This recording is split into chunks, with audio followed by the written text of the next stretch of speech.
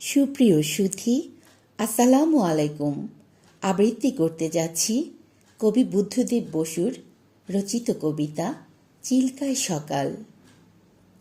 কি ভালো আমার লাগলো আজি সকালবেলায়, কেমন করে বলি। কি নির্মল নীলে আকাশ, কি অসহ্য সুন্দর, যেন গুণের কণ্ঠের অবাধ উন্মুক্ত টান দিগন্ত থেকে দিগন্তে।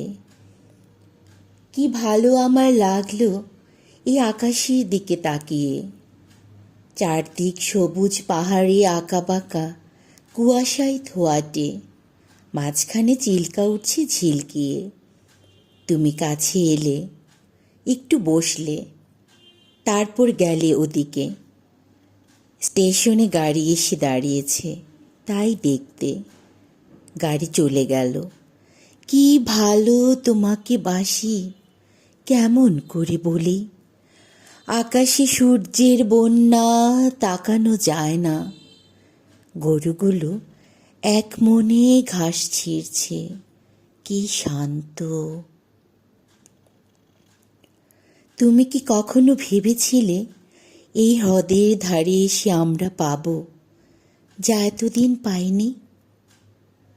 রূপলি জল শুয়ে শুয়ে স্বপ্ন দেখছে, সমস্ত আকাশ নীলের স্রোতে ঝরে পড়ছে তার বুকের উপর সূর্যের চুম্বনে। এখানে জ্বলে উঠবে অপরূপ ইন্দ্রধনু তোমার আর আমার রক্তের সমুদ্রকে ঘিরে। কখনো কি ভেবেছিলে?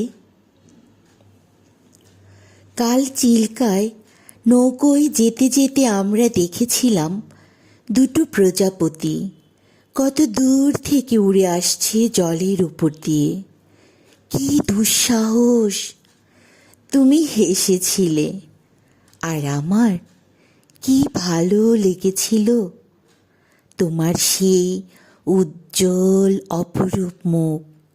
দেখো দেখো, কেমন নীলে আকাশ, আর তোমার চোখে কাঁপছে কত আকাশ, কত মৃত্যু, কত নতুন জন্ম, কেমন করে বলি।